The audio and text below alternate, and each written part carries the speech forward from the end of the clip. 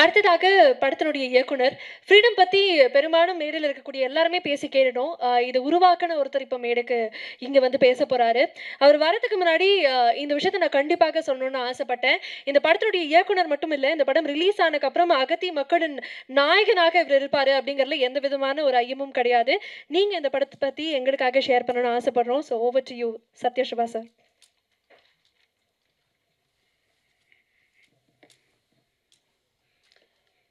இங்கே வந்திருக்கிற எல்லாருக்கும் ஃபஸ்ட்டு நான் மிகப்பெரிய நன்றியை சொல்லிக்கிறேன். ப்ரெசன்ட் மீடியா உங்களுக்கு மெயினாக ரொம்ப நன்றி சொல்லணும். அப்புறம் பார்த்தீங்கன்னா ஃபஸ்ட்டு ஃப்ரீடம். இந்த படத்தை நான் ரொம்ப ஃப்ரீடமாக எடுக்கிறதுக்கு எனக்கு முதல்ல ரொம்ப சப்போர்ட்டாக இருந்தது வந்து என்னோடய வீடு, என்னுடைய மனைவி, குழந்தைங்க. ஏன்னா அவங்க வந்து என்னை ரொம்ப ஃப்ரீடமாக விட்டதுனால தான் நான் இந்த மாதிரியான ஒரு படம் எடுக்க முடிஞ்சது. அதுக்கப்புறம் பார்த்தீங்கன்னா, குடும்பம் அப்படின்னு சொன்னால் எங்களுக்கு வந்து எந்த ஒரு சூழ்நிலையிலையுமே ரொம்ப சப்போர்ட்டிவாக இருக்கிற என்னுடைய 2 அக்கா, மாமா. அதுக்கப்புறம் இப்போது நான் படத்துக்குள்ளே வரேன். இந்த படத்தில் வந்து எனக்கு வந்து முதல்ல ஃபஸ்ட்டு என் கூட ரொம்ப கனெக்டிவாக இருந்த இந்த படத்தோட டைரக்டர் பிரசாத், அவருக்கு ரொம்ப நன்றி. அப்புறம் வந்து ரெபல் படத்தோட டைரக்டர் நிகேஷ், அவர் என்கிட்ட தான் வந்து அசிஸ்டன்ட் டைரக்டராக இருந்தார். என்கிட்டருந்து வெளியே போனதுக்கு அப்புறமும் கூட எப்போவுமே இன்னும் ஒரு அசிஸ்டண்ட்டாகவே வந்து படம் தொடங்கினதுலேருந்து முடிகிற வரைக்கும் கூடவே இருந்து ரொம்ப ஹெல்ப்ஃபுல்லாக இருந்திருக்கார். அவருக்கு ஒரு பெரிய நன்றி. அப்புறம் அசோசியேட் டைரக்டர் சங்கர், அப்புறம் இன்னும் நிறைய பேர் ஒர்க் பண்ணியிருக்காங்க. எல்லாருக்குமே ஃபஸ்ட்டு என்னோடய டீமுக்கு வந்து ரொம்ப நன்றி சொல்கிறேன். அப்புறம் நான் வந்து படத்தை பற்றி நானே நிறைய சொல்கிறது அவ்வளோவா நல்லா இருக்காது. அதனால் எல்லாருமே சொல்லிட்டாங்க. ஸோ வந்திருக்கிறவங்களுக்கு நன்றி சொல்கிறது மட்டும்தான் என்னுடைய வேலையாக நான் நினச்சி வந்தேன். அதை வந்து தயாரிப்பாளர் ஃபஸ்ட்டே அவருக்கு வந்து எல்லாருக்கும் நன்றி சொல்லிட்டாரு.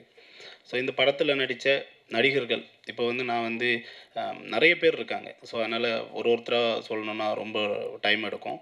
ஸோ இந்த படத்தில் நடித்த எல்லா நடிகர்களுக்கும் என்னுடைய வாழ்த்துக்கள், நன்றிகள். அப்புறம் வந்து பார்த்திங்கன்னா டெக்னீஷியன்ஸ், கேமராமேன் ஆகட்டும், எடிட்டர் ஆகட்டும், ஆர்ட் டைரக்டர் ஆகட்டும், இவங்க எல்லாருமே நான் வந்து என்ன சொல்ல வரேன் அதை புரிஞ்சிக்கிட்டு, அதே மாதிரி பார்த்திங்கன்னா ஒரு பெரிய பட்ஜெட்குள்ளேயும் போகாமல் ஒரு நம்பகத்தன்மையும் கொண்டு வரணும். அதுக்கு வந்து ரொம்ப கஷ்டப்பட்டுருக்காங்க. அவங்க வந்து ரொம்ப நேர்மையாக வேலை செஞ்சுருக்காங்க. அதனால் அவங்க 3 பேருக்கும் ஒரு பெரிய நன்றிகள் சொல்கிறேன். அப்புறம் ஜிப்ரான் சார். ஜிப்ரான் சார் வந்து நிஜமாகவே வந்து ஒரு தவிர்க்க முடியாத ஒரு இசையமைப்பாளர். அதுவும் வந்து பார்த்திங்கன்னா பின்னணி இசையில் வந்து அவர் அடிச்சுக்க நிஜமாகவே ஆள் இல்லைன்னு சொல்லலாம். நம்ம ஒரு விஷயத்த நம்ம வந்து எடுத்திருப்போம், அதை எடிட் பண்ணியிருப்போம், நம்ம ஒரு ஃபீல்டில் வந்து அதை உள்வாங்கியிருப்போம். ஆனால் அவர்கிட்ட போயிட்டு அது வெளியே வரும்போது பார்த்திங்கன்னா அதுக்கு வந்து வேறு ஒரு பரிணாமம் இருக்கும். ஸோ அந்தளவுக்கு நம்மளே எதிர்பார்த்துருக்க மாட்டோம். அந்த ஃபீலை வந்து அவ்வளோ மிக சரியாக கொடுத்துருப்பாரு. அதனால் அவர் கூட நான் கண்டிப்பாக அடுத்தடுத்த படங்கள் பண்ணுவேன். ஏன்னா எனக்கு அவர் கொடுத்த அந்த சப்போர்ட் வந்து ரொம்ப ஜாஸ்தி இந்த படத்தில். Thank you sir. அப்புறம் பார்த்தீங்கன்னா லிஜோ மோல். இப்போது சசிகுமார் சாருக்கும் அவங்களுக்கும் ஒரு பெரிய ஒற்றுமை இருக்குது. என்னென்னா, ஒருத்தர் நல்லவராக காட்டணும் அப்படின்னா வந்து அவருக்கு ஒரு இது நான் சொல்ல நிறைய பேர் கமெண்ட்ஸாக சொல்கிறது தான். அவங்களுக்கு ஒரு 4, 5 சீன் வைக்கணும். ஆனால் சசிகுமார் சாரை காமிச்சா அவரை ஃபஸ்ட்டே அவர் நல்லவர் அப்படின்றதுக்கு அவருக்கு எந்த ஒரு சீனும் வைக்க தேவையில்ல. அதுதான் அதே மாதிரி தான் லிஜோமோல். அதாவது ஒரு பாவப்பட்டவங்க, ஒரு ஏழையானவங்க, ஒரு அனுதாபமானவங்க அப்படின்னா நீங்கள் வேறு எந்த ஆர்டிஸ்ட்டை போட்டாலும் அவங்களுக்கு ஆரம்பத்தில் ஒரு கதை சொல்லணும், அவங்களுக்கு நம்ம நிறைய டீட்டெயில் பண்ணணும். ஆனால் லிஜோமோல் அப்படி இல்லை. அவங்க வந்தால் போதும், ஓ இவங்க இந்த மாதிரியான ஒரு கேரக்டர் தான் அப்படின்றது ஈஸியாக நமக்கு கனெக்ட் ஆகிடும். இந்த படத்தில் நிஜமாகவே வந்து அவங்க வந்து ஒரு இலங்கை தமிழராக நடிச்சிருக்காங்க. ஸோ மற்ற நடிகர்களுக்கும் அவங்களுக்கும் இதில் ஒரு சின்ன வித்தியாசம் இருக்குது. என்னென்னா, எல்லாருமே டயலாக் பேசும்போது தமிழில் பேசி அதுக்கப்புறம் டப்பிங்கில் வந்து ஸ்ரீலங்கன் தமிழில் பேசினாங்க. பட் அவங்க மட்டும்தான் ஸ்பாட்லேயே வந்து அந்த அந்த பாட்டி அவங்க கூட உட்காந்து ஒர்க் பண்ணி அவங்க தான் அப்படியே ஃபுல்லாகவே ஸ்பாட்டில் பேசும்போதே வந்து ஒரு ஸ்ரீலங்கன் தமிழ்லேயே பேசுவாங்க. ஸோ அது வந்து டப்பிங் ஆர்டிஸ்ட்டுக்கு வந்து பெரிய சப்போர்ட்டாக இருந்தது. அப்புறம் வந்து பார்த்திங்கன்னா செல்வமணி சார், அவர் வந்து என்னுடைய முதல் படத்துக்கு வந்தார். அதுக்கப்புறம் இப்போ தான் வந்திருக்காரு.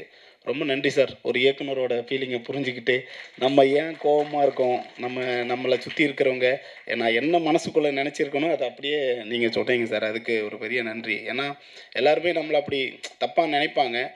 ஏன்னா அந்த டைமில் அப்படி இருக்கக்கூடிய ஒரு சூழ்நிலை இருக்கும். ஏன்னா நம்ம ஒரு படம் எடுக்கிறோம், அது ஒரு காமெடியான ஒரு படமும் இல்லை, ஒரு ஒரு உண்மைக்கு நிகரான ஒரு கதை எடுக்கிறோம் அப்படின்னும்போது அந்த விஷயம் நல்லா வரணுன்றதுக்காக சில பல கோபங்கள் இருக்க தான் செய்யும். ஆண்டனி அந்த மாதிரி ஏதாவது இருந்தால் சாரி.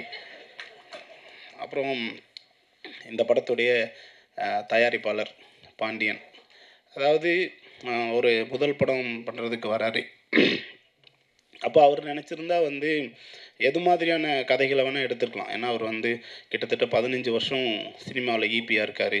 ஸோ அவருக்கு தெரியாத டைரக்டர்ஸ் இல்லை, அவர் பார்க்காத ஆளுங்க இல்லை. ஆனால் வந்து நான் ஒரு கதை சொல்கிறேன், அது வந்து ஒரு உண்மைக்கு நெருக்கமான ஒரு கதை. இந்த கதையை எடுக்கும்போது ஒரு தயாரிப்பாளராக எடுக்கிறதுக்கு எனக்கு ஈஸியாக இருக்கும். மேபி எனக்கு இதில் நல்ல பேர் வரலாம். ஒரு ஒரு நல்ல ஒரு ஃபீல் குட்டான படம் அப்படின்னு சொல்லி ஒரு டைரக்டருக்கு நல்ல பேர் வரும். நடிச்சிருக்கிறவங்க எல்லாருக்குமே வந்து நல்ல நேம் வரும். ஆனால் ஒரு ப்ரொடியூசருக்கு பணம் வருமா? அப்படின்ற ஒரு கேள்வி வந்து இங்கே இன்னும் இருக்குது. ஏன்னா இங்கே நம்ம இன்னுமே வந்து படம்னா கமர்ஷியலாக இருக்கணும், அப்படி தான் நினச்சி நிறைய பேர் உள்ளே வருவாங்க. ஆனால் வந்து நம்ம இப்போது ஒரு உண்மைக்கு நெருக்கமான ஒரு கதையை சொல்லும்போது அதை அவர் புரிஞ்சுக்கிட்டு, அதாவது மற்றவங்க பேசும்போது சொல்கிறாங்க பாருங்கள், நான் அவருக்கு ஒரு கதை சொன்னேன்னா அந்த கதையை அப்படியே உள்வாங்கி என்னை விட நல்லா சொல்லியிருக்காரு எல்லாருக்கும். எனக்கே இந்த விஷயம் இப்போ தான் தெரியுது. அப்போ அவர் வந்து இந்த கதைக்குள்ளே நல்ல ஒரு ட்ராவல் ஆகியிருக்காரு, ட்ராவல் ஆகி எல்லாருக்கிட்டேயுமே சொல்லியிருக்காரு. படம் எடுத்து முடித்து பார்த்ததுக்கப்புறம் வந்து அவர் ரொம்ப ஹாப்பி ஆகிட்டார். ஸோ அவருக்கு வந்து இந்த விஜய் கணபதி பிக்சர்ஸ் வந்து நாங்கள் தான் வந்து ஒரு பிள்ளையார் சொல்லியாக இருக்கோம். இந்த படத்துக்கு அப்புறம் வந்து அவர் வந்து ஒரு மிகப்பெரிய ப்ரொடியூசராக வரணும், மேலும் நிறைய படங்கள் பண்ணணும் அப்படின்றது வந்து என்னுடைய மிகப்பெரிய ஆசை பாண்டியன். அப்புறம் படத்தில் பிஆர்ஓ சதீஷாக இருக்கட்டும், சதீஷ் வந்து நம்ம ஒரு சில விஷயங்களை எடுத்துகிட்டு போகிறதுக்கு ரொம்ப கஷ்டப்பட தேவையில்லை. ஏன்னா அவருக்கு எல்லா விஷயமே வந்து ரொம்ப ஃபாஸ்ட்டாக கொண்டு போவார், நமக்கு நல்ல சப்போர்ட்டிவாக இருக்கார். அதே மாதிரி ராகவன், அப்புறம் டென் மியூசிக் ஜிதேஷ், இவங்க எல்லாருமே இந்த படத்துக்கு வந்து ஒரு பெரிய சப்போர்ட்டாக இருந்தாங்க அப்படின்னு சொல்லலாம். அப்புறம் எல்லாம் முடிஞ்சு கடைசியாக பார்த்தீங்கன்னா சசிகுமார் சார், அவரை பற்றி நிறைய சொல்கிறதுக்கு ஒன்றுமே இல்லை. உங்கள் எல்லாருக்குமே தெரியும். அவர் ஒரு யதார்த்தமானவர், ஒரு எல்லாருக்குமே ஒரு ஹெல்ப் பண்ணுற ஒரு ஆள். அவர்கிட்ட யாருக்கும் தெரியாத ஒரு சில விஷயம் என்ன அப்படின்னு நான் சொல்லணும்னு நினைக்கிறேன் அப்படின்னா, இப்போது ஒருத்தரோட முன்னாடி என்ன நடந்தது, அவங்க யார் எப்படி அப்படின்றத அவர் பார்க்கவே மாட்டார். ஸோ அவருக்கு தேவை இப்போ ப்ரெசென்ட்டாக அவங்க யார் என்ன. ஏன்னா இதுக்கு முன்னாடி அவர் கூட நான் ஒரு படம் பண்ணேன், அந்த படம் சரியாக போகல. ஆனால் உடனே அடுத்த படம். ஸோ இப்போ வந்து பார்த்தீங்கன்னா ஒரு வெற்றி படம் கொடுத்துட்டு அதே கூட்டணி திரும்ப படம் பண்ணும்போதே வந்து நிறைய பேர் அங்கேருந்து எதுக்கு தேவையில்லை அப்படி சினிமாவில் எவ்வளோ சொல்லுவாங்க. ஆனால் நாங்கள் இதுக்கு முன்னாடி பண்ண படம் வந்து அந்த அளவுக்கு போகல.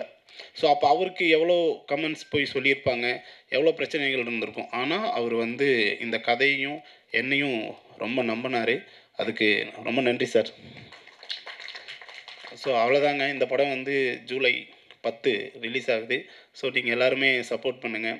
இந்த மாதிரி உண்மையாக நடந்த கதைகள் நிறைய இருக்குது. அது வந்து வெளியில் எடுத்துகிட்டு வரும்போது நமக்கு ஒரு புது எக்ஸ்பீரியன்ஸ் இருக்கும், நம்மளால் தெரிஞ்சுக்க முடியும். ஸோ நம்ம வந்து அதை புரியறதுக்கான வாய்ப்புகள் இருக்கும். ஸோ இந்த படம் நல்லா போகும்போது இன்னும் நிறைய உண்மை கதைகள் வெளியே வரும். ஸோ அதுக்கு நீங்கள் எல்லாருமே சப்போர்ட் பண்ணணும். ரொம்ப நன்றி.